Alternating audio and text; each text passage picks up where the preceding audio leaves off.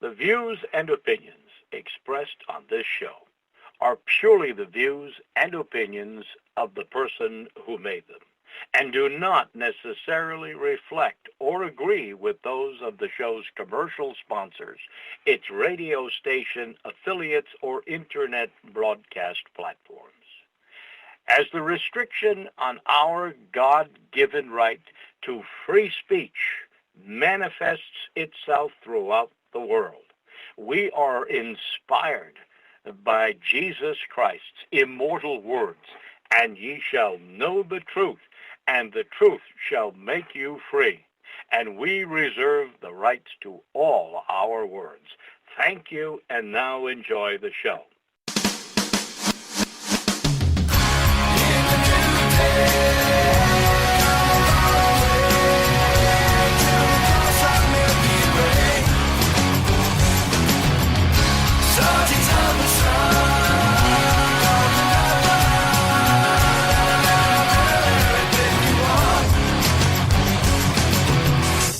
Learn who rules over you, simply find out who you are not allowed to criticise. You are listening to ACH. I'm Andy, your host, and I'm delighted to be welcoming back this week. He was only on last Friday, Frank Raymond. Frank, are you with me?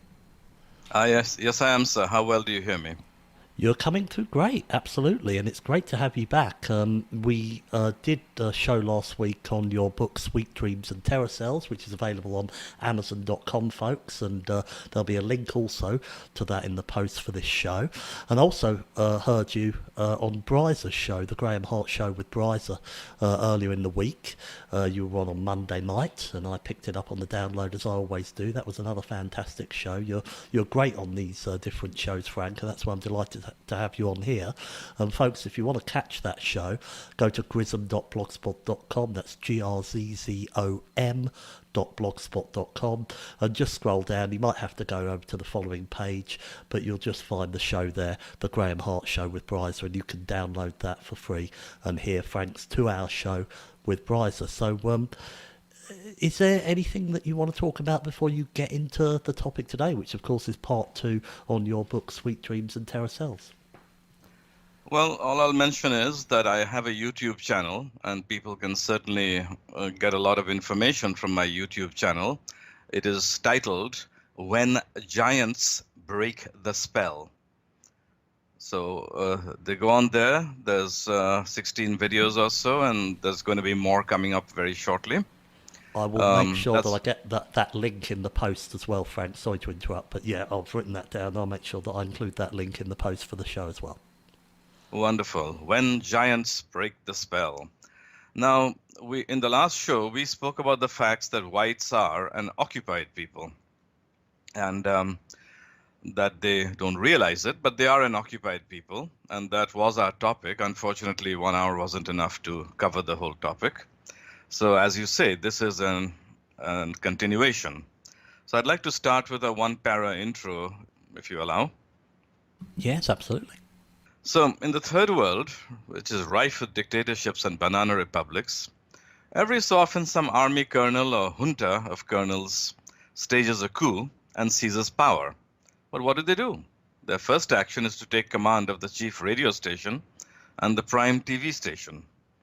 And then they announce, here is the new government. In short, they take control of the media. The second thing they do is they seize control of the administration. They send their troops to the centers of government bureaucracy, and they command the bureaucrats to obey them. They seize the machinery of government. So it's not surprising that the sneak rulers took every care to attain control of the media and the government bureaucracy, the so-called deep state. And you will notice, I will discuss that the media and the bureaucracy do not work for white people, but against them and for the sneak rulers. In most occupations, the rulers control the wealth by extorting it through taxation and spending the government revenue as they please. In the present occupation of whites, the sneak rulers do that, but they also, in addition to taxation and government money, they also control the privately owned financial system. So let me address these levers of power briefly. And I'd like to start with finance. And you'll recall, Andy, that we did talk about finance. I just want to amplify a little bit on it. I know that you know a lot about this, but let's go to the audience, and I'll say let's talk about the private financial system. I'll only add that the sneaks own a disproportionate part of the wealth and the businesses of the white nations.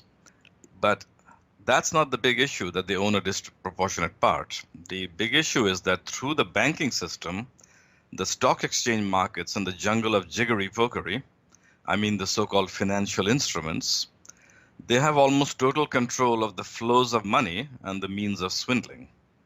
So it's not just that they own wealth, they also control the flows of money. Now, Andy, no doubt you're asking, what do you mean by flows of money? Well, I'll give an example. You don't have to own money in order to use it as a club and a weapon. The Jewish bankers Jacob Schiff and Paul Warburg, I believe, did not use their own money to finance the Bolshevik Revolution. They used the money of depositors, money that flowed to and was concentrated in a bank that they controlled. Kuhn Loeb was the bank. By controlling the flows of money, these bankers contributed to the Bolshevik Revolution that enslaved all of the Russian Empire and that caused the Second World War. Now, just digress for 1 second and say the Second World War, and we could have a whole show on this, we could have 20 shows on this. The Second World War was, for the most part, a war of the Jew Bolsheviks upon the white peoples, and the stand of some of the white peoples to defend themselves from Jew Bolshevism. These white peoples were the Finns, Estonians, Latvians, Lithuanians, Hungarians, Romanians, Bulgarians, Slovaks, Croats, plus volunteers from Sweden, Norway, Belgium, etc. And they were all led by the leading industrial power on the defense side, which was Germany. Agreed? Do you agree? Yes? No? Yes, absolutely. Andy? Yep. So, about money flows, that was a bank. The Kuhn Loeb was a bank. But it's not just banks that control money flows. Wall Street and the City of London invent so-called financial instruments for swindling on a mass scale. Case in point, they gave bad mortgages to poor people, called them subprime mortgages, and bundled them into so-called derivatives that they sold. These were worthless, what they called toxic assets. When these assets were proved worthless, the sneak ruler banks and other financial instruments were bailed out by the government, which means the other lever of power that they controlled, and which means the taxpayers, mainly white middle-class families, paid for the losses. This was the financial crisis of 2008. The sneaks acquired immense black profits, making them more powerful, and this is another episode in the long-running exploitation of the white peoples. And that is a feature of occupation. The rulers exploit the subjects, and the subjects are powerless to complain or oppose their exploitation because in many cases no one dares to even name the exploiters and rulers. So that's kind of finishing up what we said on finance last time. Any observations, Andy? Well, I think it's very interesting what you said about Jacob Schiff. It wasn't his money that he used to finance the Bolshevik Revolution. It was because he had all that money in a bank, which was the depositors' money. And that's something that a lot of people, they don't really look at that, and they think, oh, he used his money, but he didn't even use his own money, Frank. Yes, precisely. And I think you're quite the expert on that subject. The Bolshevik Revolution, I think you've studied that pretty deeply, haven't you? Yes, fairly deeply. I mean, it's something. What I tended to do with the Synagogue of Satan when I looked into all this stuff all those years ago and had a second bite of the cherry in 2011, 12 when I brought out the updated version. It was just a case of trying to get my head around all these different things and how they all link together. So there are other people who've delved into it a lot deeper than I. I've really just looked at the surface because I was I was reading books like on the JFK assassination, the Michael Collins Piper book, Final Judgment. That was running to like 700 pages. But I got so much out of that and condensed it into 2 or 3. The things that mattered to me as to, who it looked like to be actually behind it and who was going to benefit, etc. So that was the way I did it. So whilst I did look deeply into topics like the Bolshevik Revolution, if people wanted to find a real good grasp on that, they'd be better off with something like Dr. David Duke's book, The Secret Behind Communism, where he goes through not just the Bolshevik Revolution, but revolutions all around the world, communist revolutions, and he actually met Solzhenitsyn, Alexander Solzhenitsyn, when he was living over in Russia and when Solzhenitsyn was still alive, so I was able to go right to the primary source. But it's a very interesting subject, and it shows us where we are today. Great man, Dr. David Duke. So I'll continue to the second lever, that in any occupation, the rulers control the bureaucrats, and of course we see that in the third world. But here's the thing, it's no different in the white countries of today. Donald Trump came to power by promising an end to the endless Mideast wars and to confrontation with Russia. Now, we all know that the Zionist lobby wants these endless wars in the Middle East. What is less well known is that the sneaks, as a whole, want to crawl back into Russia, want to regain the total power and power to loot that they enjoyed under Bolshevism, and as oligarchs in the years of Boris Yeltsin, the post-communist years of Boris Yeltsin. Hence, there is a lobby known as the neocons, the neoconservatives, who, among other things, push Americans to hate and sanction Russia, to surround the Russian homeland with missiles and military bases. These neocons aim to make Russia overspend on the military, suffer under US sanctions, and experience a socio-economic meltdown. These neocons, and then of course they can step in, they can seize power again for the third time. These neocons fabricated the hoax that Russia interfered in US elections, and they needled and incited Americans to hate Russia. It is a hoax perpetrated by, among others, the foul monster and mass murderer, Madeleine Albright, former Secretary of State, who starved to death millions of Iraqi children. In Britain in 2018, the sneaks staged the false flag incident and story that Russian agents killed the exiled Russian Sergei Skripal, supposedly with a nerve agent. These neocons want to overthrow the Putin regime, or any Russian national regime, and install their own puppet regime and rule Russia again. Oh, the glory days of loot and pillage will come back. Now, I understand the sneaks want to do it, but here, the strange thing is that the bureaucracy, the United States bureaucracy, follows the lead of the Zionists and neocons. They support these Mideast wars and the confrontation with Russia. Now, of course, you're going to ask, who is they? It's the military bureaucrats, the generals, it's the foreign service mandarins, and it is the intelligence agencies. All of them have opposed Trump's drive to pull out of the Mideast and out of the confrontation with Russia. The intelligence agencies trumpeted the lie that Russia interferes and continues to interfere with US elections. Trump has proved powerless to implement his plan to pull out of Mideast wars and to improve relations with Moscow. So, is the bureaucracy more powerful than Trump, the elected president who represents the will of white Americans? No. The bureaucracy have decided that Trump will come and Trump will go, but the sneaks remain and will remain the paramount power. Hence, they serve the sneaks and defy Trump. The bureaucrats, and many of them are white, serve the sneak rulers, not the occupied and subject whites. Bureaucrats always serve the occupiers. This is Occupation 101. Make sense? Yes, absolutely. It's very interesting how you're putting everything together. And what you said about Russia, I mean, it's so obvious that there's this demonization of Russia going on all the time. And what did we hear only earlier this week? Vladimir Putin wants to enshrine God in the constitution, and he only wants marriage between a man and a woman. And these people in the West, you only have to look at the BBC at them foaming at the mouth at how, terrible this would be, whereas it would be something I'd much rather live under than I live under in the West, Frank. Absolutely. The center of the most intense occupation and repression is now in the West, not in Russia. So now we come to another point of occupation. It's forbidden to criticize the rulers. You can't criticize the occupied, and ever subjects cannot criticize the rulers, and we all know who it is we cannot criticize. No need to say any more on that topic. But I will say something about another topic, that in any occupation there are collaborators. Collaborators who work against their own people. When you find that in your population there are leaders and leading figures who are speaking for aliens and not for you, you know that you're occupied. Okay? Now, I'll give you an example. There's a certain John McCain who died about a year ago. But John McCain wasn't alone. Look at his father. His father, John McCain's father, was an admiral, Admiral McCain.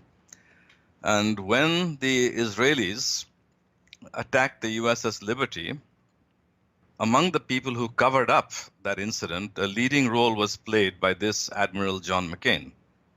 That's a detailed subject. I can't go into it, but he was a traitor who covered up the fact that an American ship was attacked by Israel.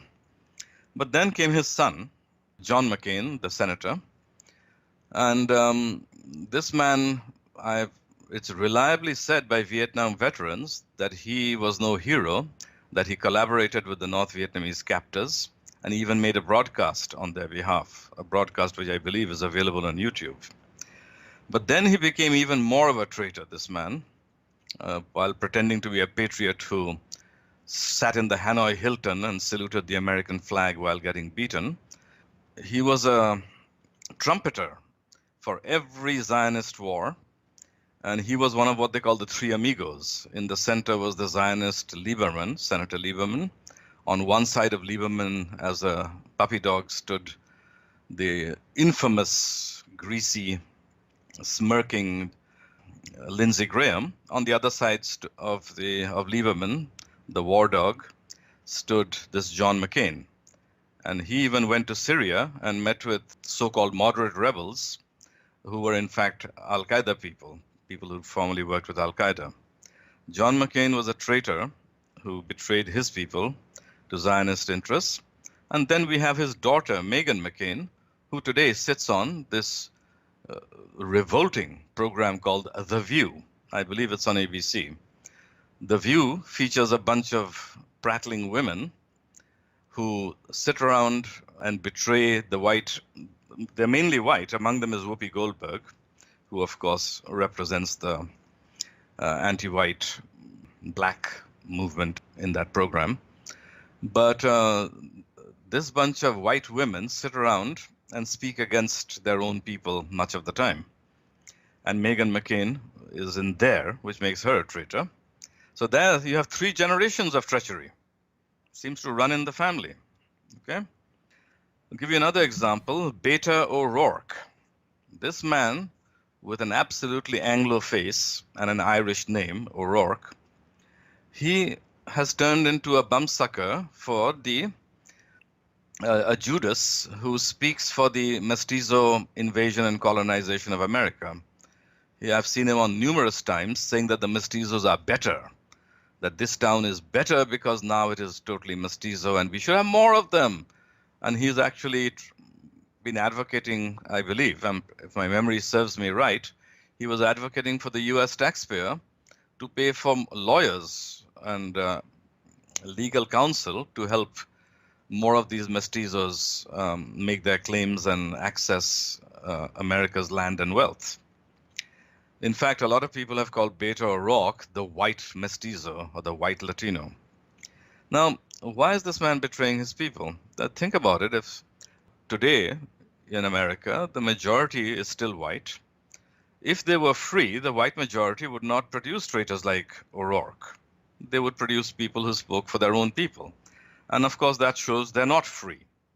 The fact that a white man speaks for the destruction of whites is proof positive that the white people are occupied and powerless, and O'Rourke knows it. So he knows that the ultimate power over the media, the money, and politics is held by aliens, and he'd rather take crumbs from the table of the alien superlords and votes from the colonizing hordes that the aliens have injected into the land. When you see collaborators and traitors among your people, you will know that you are an occupied people, and there's a very powerful occupier sitting around somewhere pulling the strings. A reaction? Well, a couple of humorous things, I think. It's not funny for the people concerned, firstly. Of course, John McCain was known as Johnny Wet Start McCain. I don't know if you heard about that, Frank. No. Apparently he wet started his plane or something on an aircraft carrier, and it's a way of starting it where you flood fuel into into some part that basically is known as wet starting, and it set fire to it and killed a load of sailors. Oh my God. Yeah, and they don't like that story out, but you'd probably be able to find it even on Google and stuff. It's quite prevalent. And then the other one with regard to Beto Well, why O'Rourke. not Go ahead. call him John the Incinerator McCain? Yes, If absolutely. he's incinerating sailors. Yeah, I know. It's unbelievable. It's something I only got to hear about in recent years. And then Beto O'Rourke, whenever I hear that guy's name, I can never forget. Alex Jones once pretended to be conducting an interview with Beto O'Rourke in the street while he was standing screaming at a pile of horse manure. I don't know if you ever saw that video, but I had a link to it off. Someone sent it to me. It was very amusing. But Alex has started putting his videos up directly on his site, and then the link stopped working. So maybe he just keeps them up for a while. But that was quite amusing. I think that was about a year ago. But back to you anyway. Yeah. Anyway, another symptom of occupation is that the occupied people are not allowed to organize for their group interest. And of course, you will notice that white people aren't. No white association or political party is allowed to operate freely. In the US and Canada, any white group, any group advocating for whites is demonized by the media and the puppet politicians. As such, there is no party that dares to stand explicitly for the oppressed whites. And in fact, the laws make sure there can't be any such parties. In Britain, there's a law saying a political party has to take in people of all races. You cannot bar any race. So the British National Party was actually taken to court that you want your party to be full of whites, you have to allow the entry of blacks and browns and everyone else. They were forced to take in aliens just to stay in power. So even the law doesn't allow your people to organize and form a party that can advocate without breaking the law. So that is a sure sign that you're an occupied people. If you're not allowed to organize in history, no occupied people ever has been allowed to organize and have groups that represent them. So that's an obvious thing, but there's another point that no one can help the occupied people. It is certainly if they have a vocal or extreme victims among them, the occupiers tell you can't help them. Because they're slated for persecution, no one is allowed to help them. In occupied Scotland, the English occupiers, when the English were occupying Scotland and making it a crime to speak Gaelic, I believe they tried that, they made it a crime to give shelter to a rebel, and the rebel was, of course, the super victim of the occupation. In like manner, no white country can give shelter to white South Africans, the super victims of the occupation that whites suffer under globally. Now, these white South Africans are truly a persecuted people living in danger of their lives. And if anyone needs refugee help, it's they. But no refugee board in any white country dares to give a single South African refugee status. Whites living in their own countries, whether it's Britain or Sweden, have to give refugee status and citizenship to sniveling liars from Bangladesh and Sri Lanka, sometimes on the ground that those liars cannot pursue their homosexual lifestyles in their own countries. And I have seen that. It's enough that someone says from India or from Congo that I can't live freely as a gay man in my country. Okay, here you are. Here's your refugee status and you can be a citizen in a few years. Yes, on such frivolous grounds do the refugee boards give away these countries to colored aliens, and yet whites cannot help their own kinsmen who are suffering murder, rape, torture, and beggaring in South Africa. So truly whites are an occupied people, powerless in their own countries to help their ethnic kinsmen. Am I right or am I wrong? Well, it would certainly seem that on the face of it. I mean, you know, you can't have any white organisations that make you a Nazi, but you can have organisations for any other races or religions in white countries. That's what it seems to me on the surface, Frank. Mm-hmm. And of course, you can't help South Africans. You can bring in people from every race into your country, but you can't help South Africans, white South Africans. Now, in any occupation, you'll notice that the social order and the conventions, the social regime that the occupiers impose, they treat the occupied as inferior, as second-class citizens. I once met an American woman who was telling me that her children had to fill out applications for admission to universities, and they had to tick a box to indicate whether they were members of a racial minority. Of course, as soon as they said they're not, they got second-class treatment in getting admission to university. She said it absolutely burnt her up, that the other races get preferential treatments both in universities and being hired in the government and major corporations. But she said she was a second-class citizen, but then she said, I feel powerless in the face of what she called this system. Here the deck is stacked against us in our own country, but I feel powerless. Well, lady, an occupied people is always powerless. It burned her up, she said. And I said, yeah, you'll keep burning until you realize you're occupied. The other thing about these social order and conventions are, for example, in a democracy, you speak and then I speak. We're both allowed to speak. Now, white nationalists do respect this, and they do not disturb the rallies of blacks, mestizos, lefties, communists, whatever. But it's quite legitimate to confront whites, provoke violence, and attack them. Every time a white group holds a rally or organizes, a whole bunch of anti-whites turn up and confront them, shout them down, provoke violence, attack them. It's legitimate to confront whites, provoke violence, and attack them.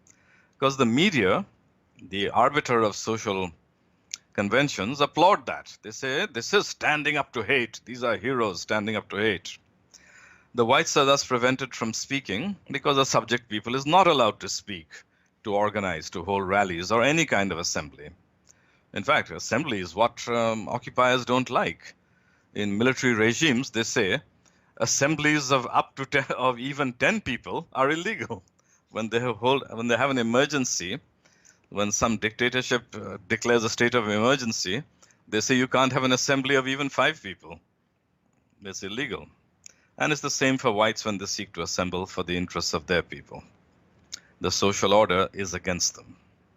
Yes, sir. Any comments, challenges? No, I mean, it's just Paul English made a comment that after the Second World War in the UK, there were all these folk clubs that were being set up. And there were people going there who were really trying to work out the actual causes of that war. And they were getting together and they were finding out some very interesting information, the likes of which you presented earlier.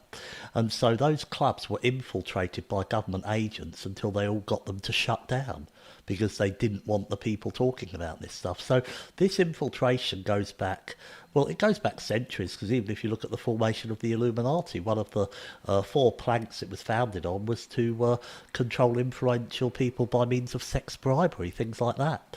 And so that was nearly, 250 years ago?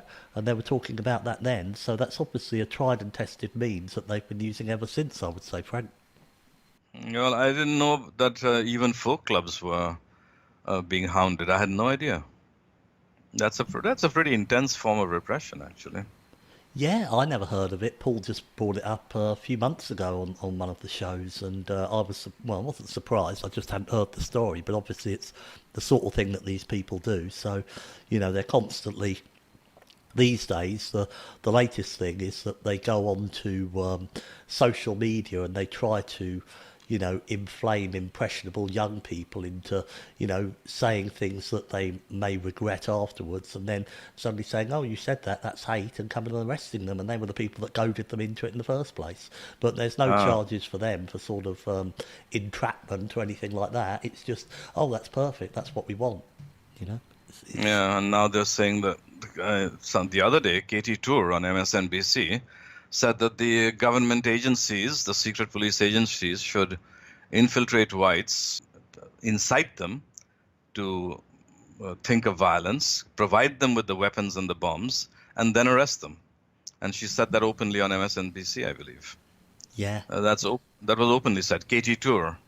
Yeah, I heard about that. It's got so ridiculous now. It's so obvious that what's going on, and that's why all they can do is continually censor people and try and pass draconian laws on free speech while saying that we live in the West where we have our democratic right to free speech. It's just the whole thing's a complete lie, and hopefully they'll get found out sooner rather than later on a national, worldwide scale, rather than the few of us in the alternative media that do these shows like yourself and the people that listen. We're clearly having an effect, otherwise why would they be trying to censor us all the time? Because we are keeping the flame alive in the darkest of times. Very well said, Frank. Yes. Anyway, to move on, you'll find in any occupation the laws are unequally applied. Applied, of course, with a heavy hand upon the occupied. When Kate Steinle, a white girl rather, was killed by an illegal alien, the law gave every benefit to the illegal alien who shot her. He was not even convicted for stealing the firearm that he used, though he did steal it. I doubt that he was even deported. I could find no mention that he was actually deported. Talk about it, but I could find no mention that he was. The laws are unequally applied. For example, a baker who will not bake for a homosexual couple who want a wedding cake will be prosecuted on the grounds that denial of service. You can't deny service to anyone. But when a white advocate, an advocate for whites, I mean, is deleted from YouTube or Google or Facebook, there is no legal recourse for denial of service. Unequal application of the law, right? In the impeachment of Trump, the constant cry was, "No one is above the law." Yet the senators and congressmen who ritually recited this catechism have long acted to ensure that every illegal alien beggar is above the law, and it is they who instituted the sanctuary cities and sanctuary states that break the law on an industrial scale. So, and even if you protest the application of the laws, they can change the laws. The laws themselves have been turned against whites and for the alien colonists. In New York, a mestizo woman named Carmelyn Malalis has pushed through a law against calling anyone an illegal. If you call somebody an illegal or say that they're illegal in the country, you will be fined $200,000. So now the very laws are framed to protect illegals, to protect those who have broken the law. That's something out of a Kafka novel. Well, you would agree with that, right? Absolutely, yeah. But this is the thing that people just don't seem to be aware of. I mean, I'll tell you how ridiculous it gets. I was speaking to someone, and they told me that, what was this? This was with these false flags, where you get some of these sane people being interviewed. So they'll be at the Boston event, and then you'll find them at some other event, and it's the same person. And there's been a lot of videos showing that these are actual crisis actors. And someone said to one of the normies out there about this, and they said, "Oh well, what probably happened is the person had to reappear pretending to be someone else because the person who actually suffered was too emotional to do the interview." And they actually thought that. And this is the sort of thinking that goes on out there. It's just, it boggles the mind. But people just seem to be, it's like there's something in the air or the food or something, Frank, that just keeps these people in a zombie-like trance that nothing the media or their government tell them will ever be a lie. Well, the people have been turned into sheep, and there's been a long-running and unremitting effort to turn them into sheep. So we are seeing the results of that. One day there was every time you say something to these people, they call you a conspiracy theorist. Well, that kind of reminds me of a scenario in which there's a bunch of sheep, and they're being herded up by a sheepdog, and the sheep farmer is standing by, and the sheepdog is herding them up. And one of the sheep tells another sheep, he says, "I'm telling you, Herbert, I'm telling you, and I'm telling you, John, that man and that dog are working together." And the other sheep says, "Oh, Herbert, you and your conspiracy theories." Yeah, that just about sums it up. Anyway, you'll also find in any occupation the laws are applied against the innocent of the occupied. In Burma, there's a vicious army regime that rules. And in a quarrel or in a dispute over a housing or something, or a car accident, an army man might strike you. He might even seize your wallet or your ID. But if you defend yourself against him, it is you that the police will arrest. You get attacked, and then you're the one who gets arrested by the authorities, the police.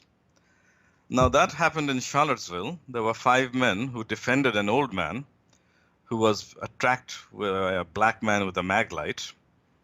And that can be clearly proved. But those 5 white men are now in jail, and the black attacker was not even charged. Now, those white men sitting in jail today are tasting the bitter bread of being an occupied people. This is what happens. You get thumped, you get punched, you get shoved, and then you're called the criminal.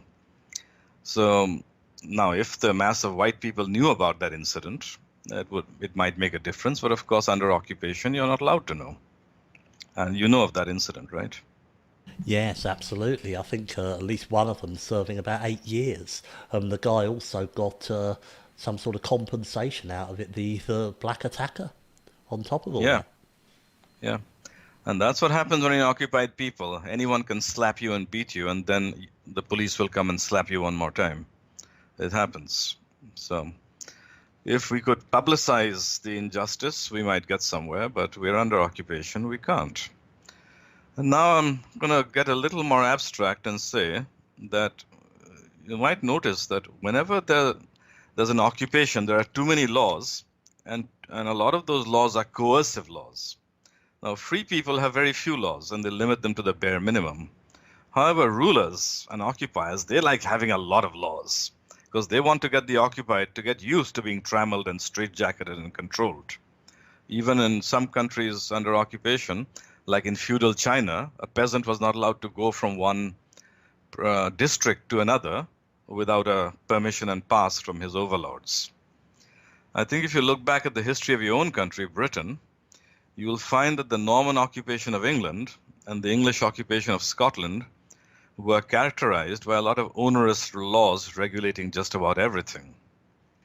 Now, today, during the occupation, the laws and the regulations have proliferated, and they reach into every sphere of life.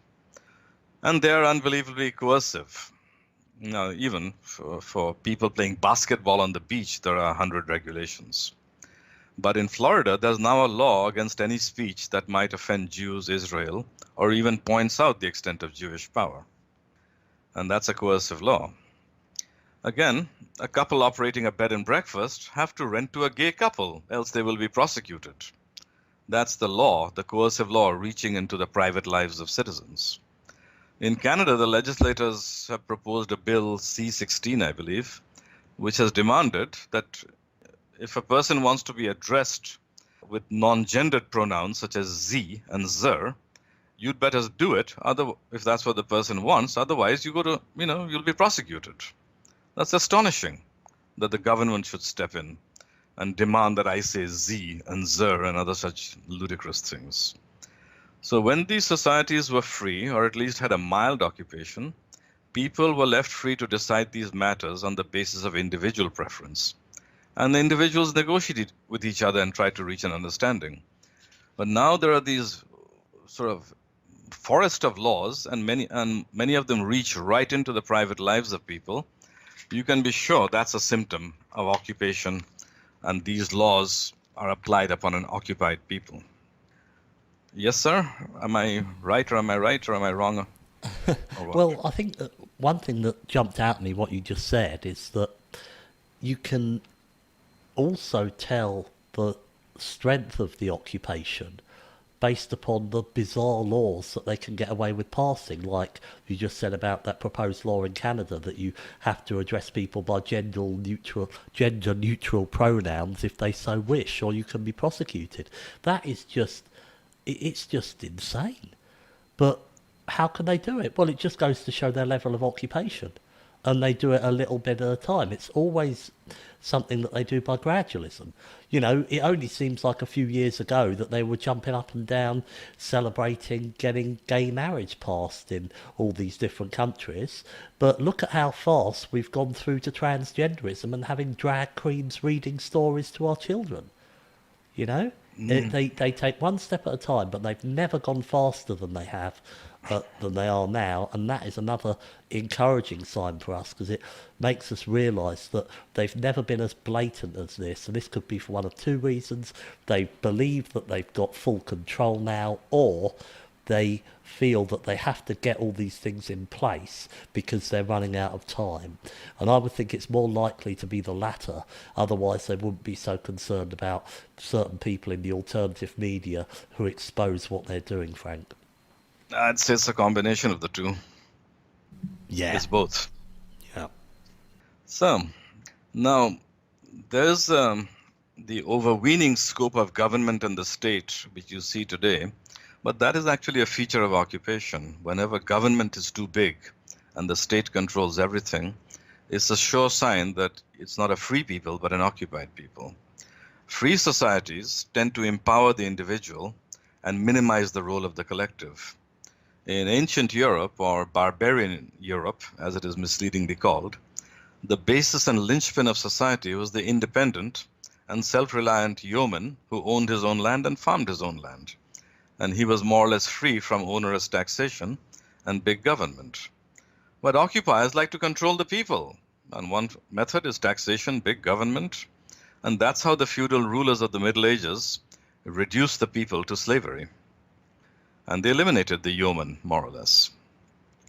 Today, the occupiers want a government that runs the schools, the hospitals, the housing system, and everything else. The individual is on his knees before the government and those who control it, and he becomes used to being helpless, an applicant begging for a housing unit, always filling out applications, always appearing at some government office. And the sneaks know that. And if they cannot have Bolshevism, they try for the semi-Bolshevism of socialism and the nanny state. And it works. People often ask me why the Scandinavians, the Swedes and the Norwegians and the Finns, are so feckless in the today, and how they beg for their dispossession, how they're so cowardly in the face of the repressive laws and the genocide, in the face of the floods of migrants being pumped in. Well, I'll tell you why. It's because the sneaks targeted them first, way back in the 50s. They sneaked in the womb-to-tomb welfare state, and now the Swedes and the Norwegians no longer stand on their own 2 feet. And these individuals slowly lost the spirit of sturdy self-reliance, and they became half men. So now they lie supine as the government, the alien-controlled government, gives their land to Somalis and Arabs.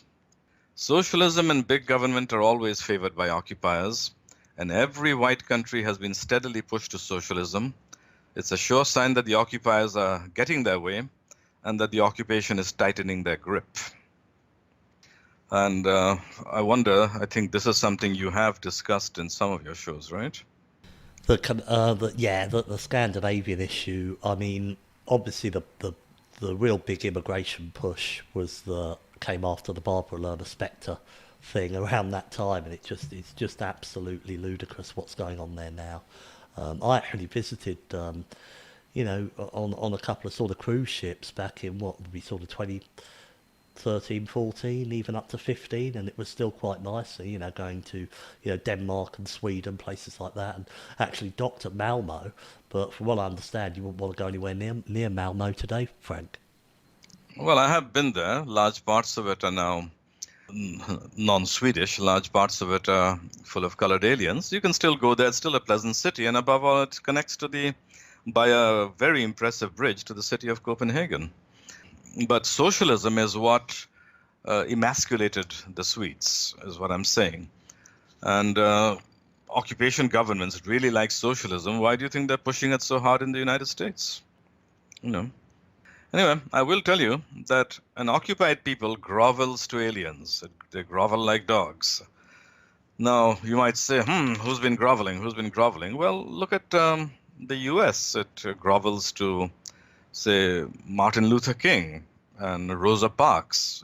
They're treated as saints and heroes. With Martin Luther King, though he was a plagiarist and a whoremonger, and a notorious sort of luster, he lusted after white women, whatever. The fact is that there is a public holiday, an annual public holiday after Martin Luther King, whereas there is no holiday for George Washington. Now that should tell you that the Americans have to grovel to aliens and forget their own leaders, founders, and heroes. Now the groveling is particularly good in Canada. For example, there was at one time, way back around the First World War, a ship of Indians forced its way into Canada. The ship was called the Komagata Maru, a Japanese ship, the Komagata Maru. And these Indians, mainly Sikhs, wanted to get into Canada, and the white Canadians didn't want that. They said, no, this is our country, this is for white Canadians. And there was a great kerfuffle over that. I think eventually they had to let in the Komagata Maru.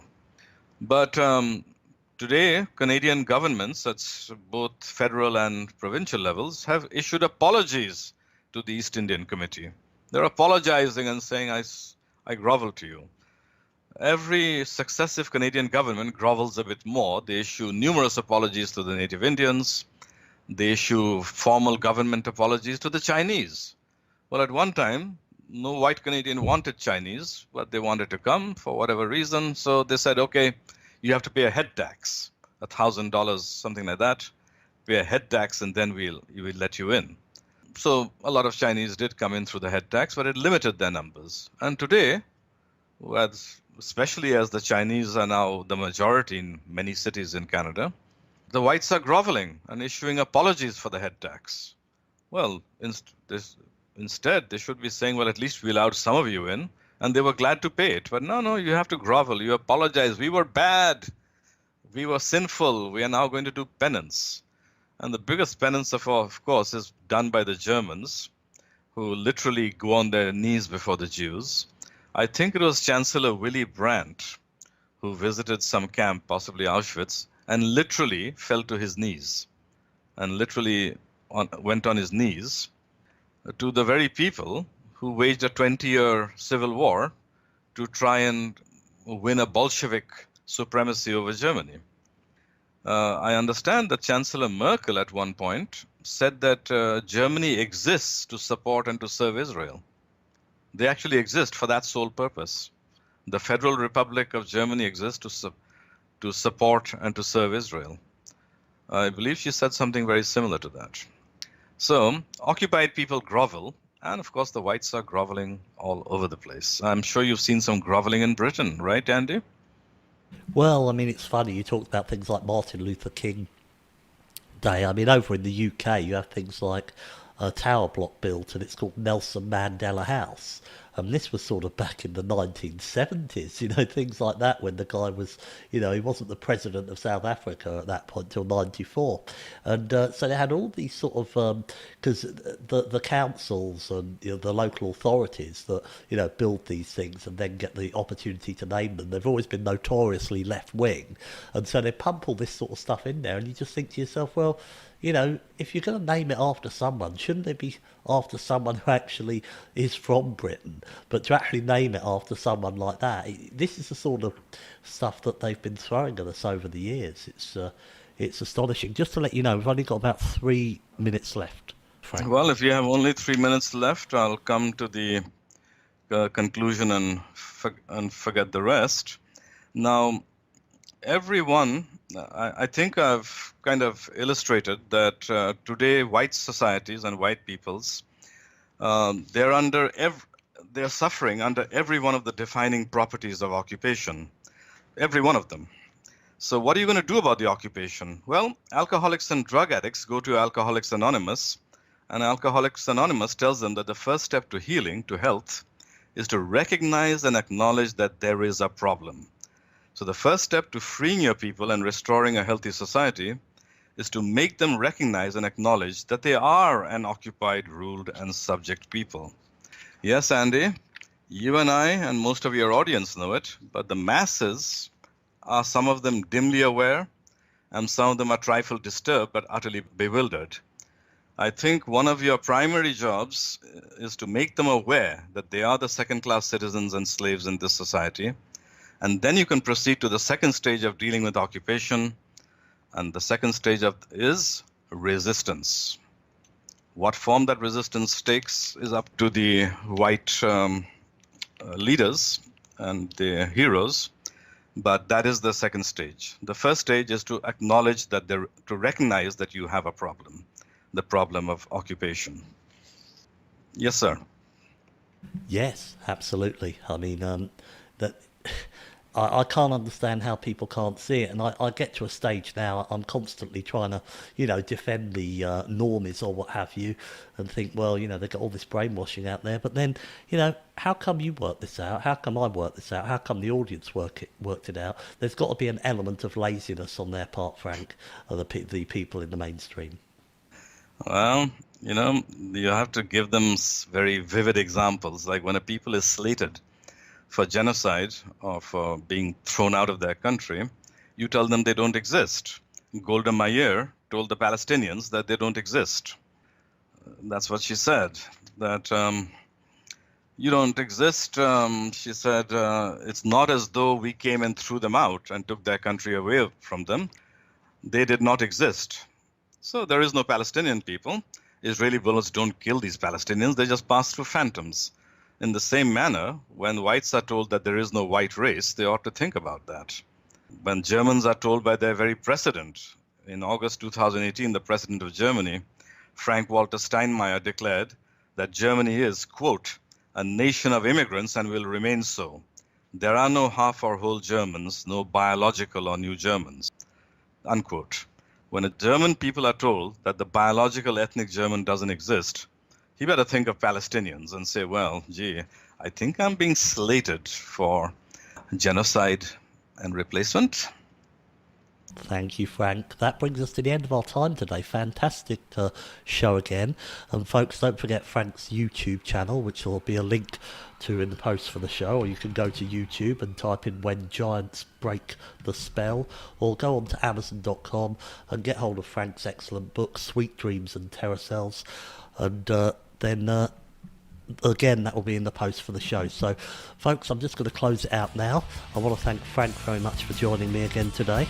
I want to thank all of you for listening. It is, of course, the weekend tomorrow, so I hope you have a lovely weekend. I'll be back with you all on Monday. And until then, folks, bye for now.